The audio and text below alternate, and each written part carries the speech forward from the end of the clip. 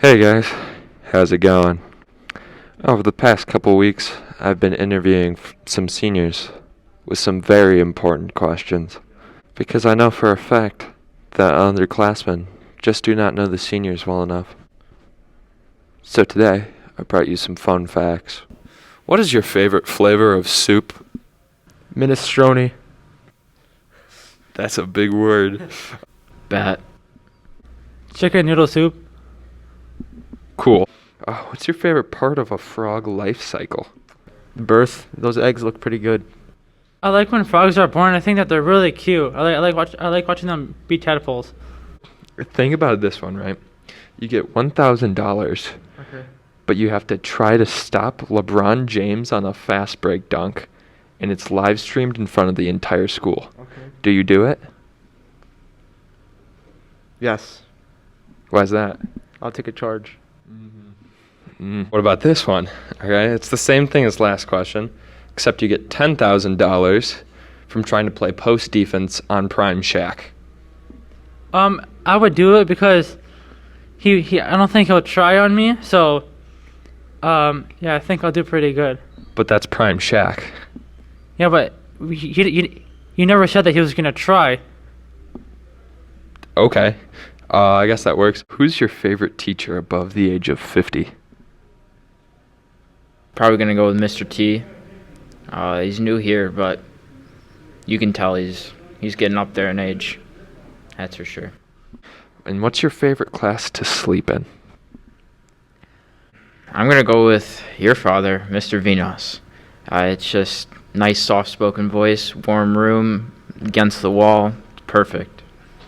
Coming up, Laith continues to look for answers to this year's upcoming election by taking a closer look at the swing voters. Consolo reviews Among Us, a 2018 release that has shot up in popularity recently. Kieran and Tribul get opinions on the new quarter-zip rule that seems to be the latest buzz around the school. Hendi hits up Mr. Thacker, our new security guard, to see how he feels about his new position and what brought him to the Brother Rice community. Dontez and Sheena look to see how no student section is impacting our sports teams. Will the students be able to make their way back to the games anytime soon? And finally, Gucciardo and Yaldoo hit the road and talk about the Regis parking lot to see why it was closed down. All this and more in your second episode of the Chieftain Live.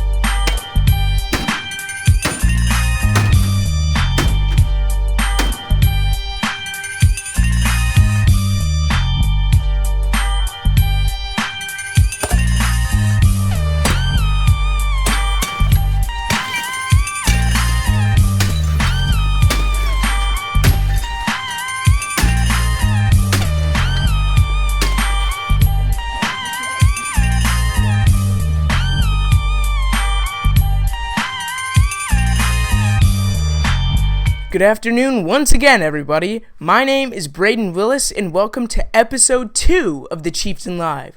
We got quite a bit of content to go over today, folks, so let's not waste any time. In 2016, swing voters played a pivotal role in the presidential election. This year will be no different. While Biden holds the lead in the polls, everyone knows that swing voters will make the final call in this year's election.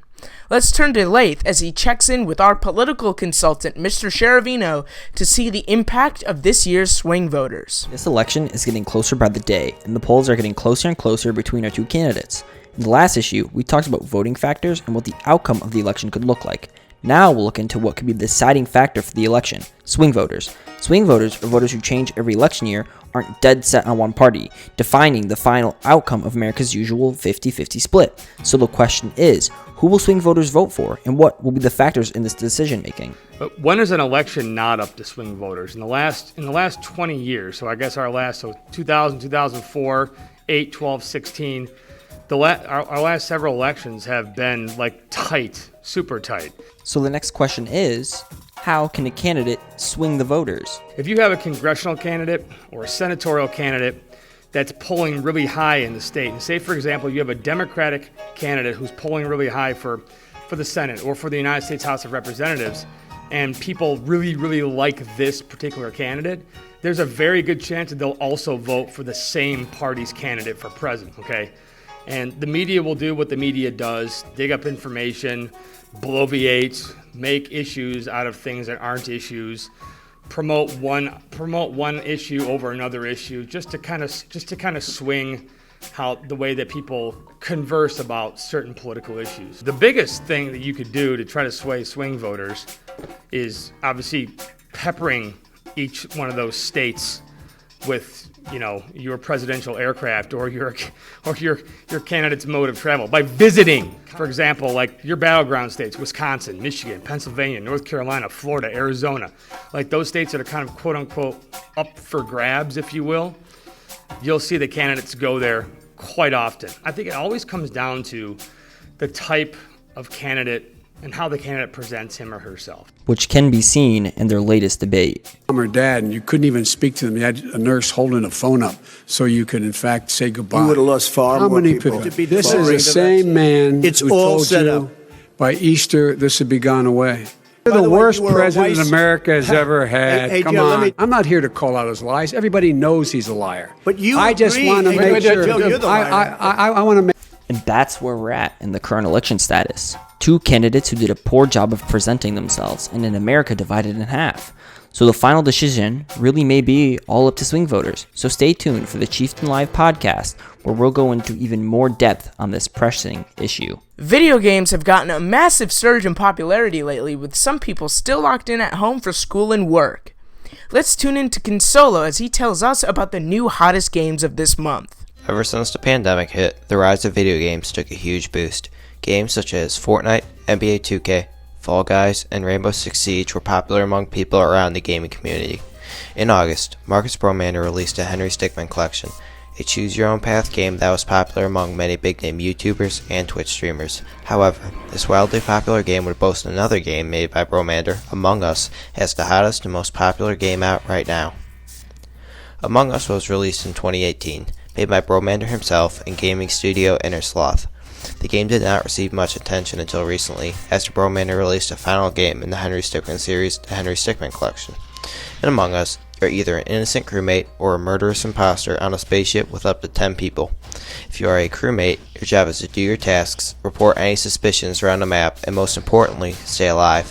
Now, if you are the imposter, your job is to kill everyone on the map, blend in with your crewmates, and eliminate any suspicion of you being the imposter. If a dead body is reported or an emergency meeting is called, everyone will be called together.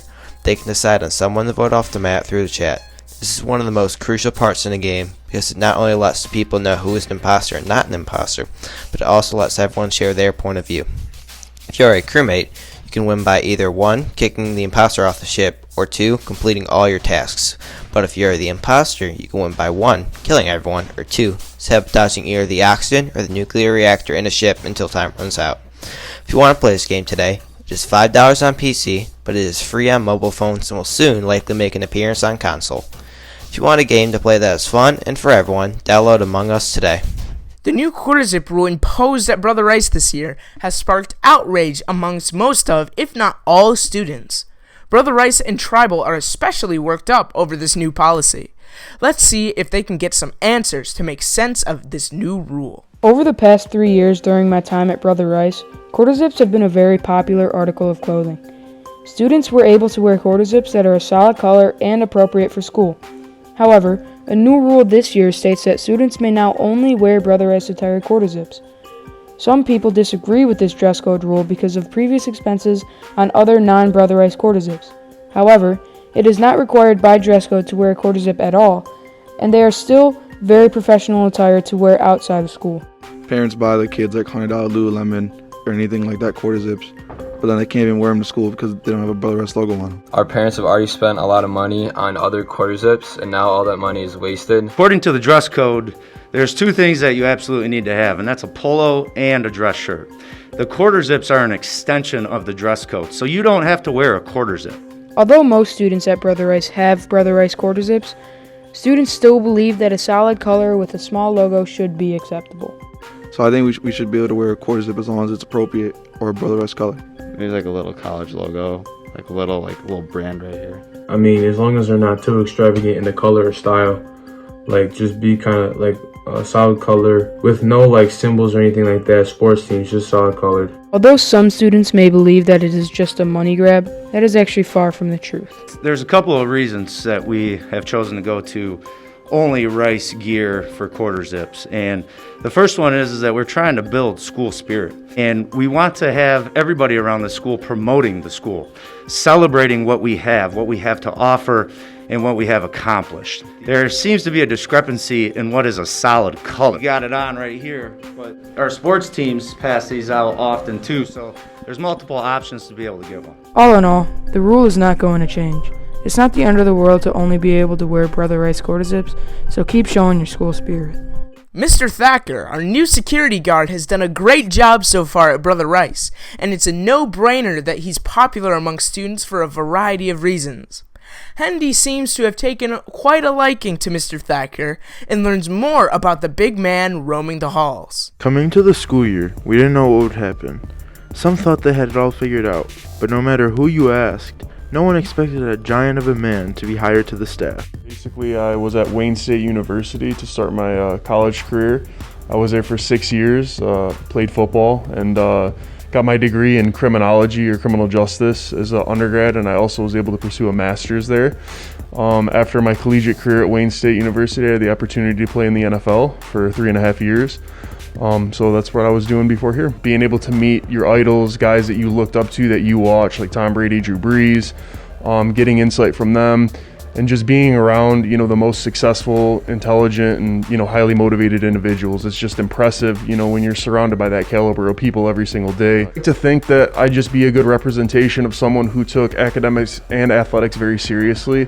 So, if I can show that you can, be a jock and also be a nerd at the same time, that's great. That's important. And guys that are, student athletes to take their academics extremely seriously, that's, a big takeaway that I want guys to take. Right now, it's to pursue my doctorate in criminology and then more or less get into research and, start working with either federal agencies or police agencies and start developing programs and policies for criminal justice reform, whether it's in corrections, in the juvenile justice system, or whether it's, legislation pushing for better programs. COVID-19 has had its toll on Brother Rice for sure, but one aspect touched on less is the absence of the student section. Dontez finds out the impact the missing 12th man is having on this year's team and tries to see if the students will be able to get back into the stadium to see the games anytime soon. In August, we heard the news that there would be no fall sports. Luckily, in early September, we were back on. But everybody questioned, what about the fans? In accordance with the newest executive order, as well as the MHSA guidelines, all spectators have to go through the screening process. So we have set up a spectator Google form that sends them through the various questions and the protocols they have to meet in order to attend. After they've completed that form, they are sent an email with a green check mark that says that they're approved. Everyone is under the same mandate. Various schools are coming up with various models in order to send people through the screening process. So depending upon how they've set up their protocols and what resources they have in order to manage it is determining how they're going through the screening process for all spectators. Some of the football players felt the impact of not having a student section. I think yes and no. We need a student section. One, I think we're good enough to win without one. But two, when we got the boys there and they're going crazy, and everyone is just going nuts, and it gets in the opposing team's head. It really helps us out a lot. The team is still getting noise in prime time, but how? It was just really the guys on the sideline just trying to cheer us on and motivate us as we went through the game. Once again, the parents were a huge help. They're really all we had at the game, so they really helped us getting loud on 3rd and 4th down when we needed to stop and stuff like that. While fall sports might not be an option for students, winners should bring us hope.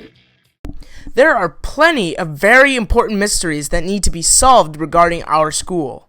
One mystery that is very low priority on that list is the closing of the St. Regis parking lot, investigated by pro detectives Gucciardo and Yaldoo. It's made us all late before and will likely make us late again. Parking. Parking this year has been nothing short of a catastrophe. From the jammed traffic on Lasser to the surge in late passes from Mrs. Everly. I probably had maybe 50 tardies. We interviewed students to see how they felt about the closing of the Regis Gate. Bro, like it's insane how we can't get to school on time. It increases accidents. It's just unsafe. It's absurd. Like, they have their reasons. They want to protect their kids, so I fully support that. We realized that in order to get to the bottom of this, we need to speak to the woman behind all of it, Mrs. Bridges. She sent us some explanations on her decision to close the highly sought after Regis entrance. In her response, she explained that the biggest issue was arrival and dismissal times, as long as reckless driving. Brother Rice students were cutting across the parking lot while preschoolers were being dismissed. Mrs. Bridges admitted that this decision was not reached just by herself. Rather, it was communicated with the Brother Rice administration as well. Together, the two forces came to the conclusion of closing the Regis Gate. We then asked around what some possible solutions were to solve all this chaos. I think boys can leave home earlier. Allowing us to use the parking lot some days and have it closed some other days. Just get to school earlier, boys. So overall, the Regis Gates are here to stay. While some accept it and others utterly detest it, the one solution to this issue is to get to school earlier. Otherwise, you could be stuck in this situation. Well, that's all I have for you today, Brother Rice. Be sure to give us a follow on Twitter and Instagram at the handle Chieftain Live. My name is Braden Willis, and stay safe out there.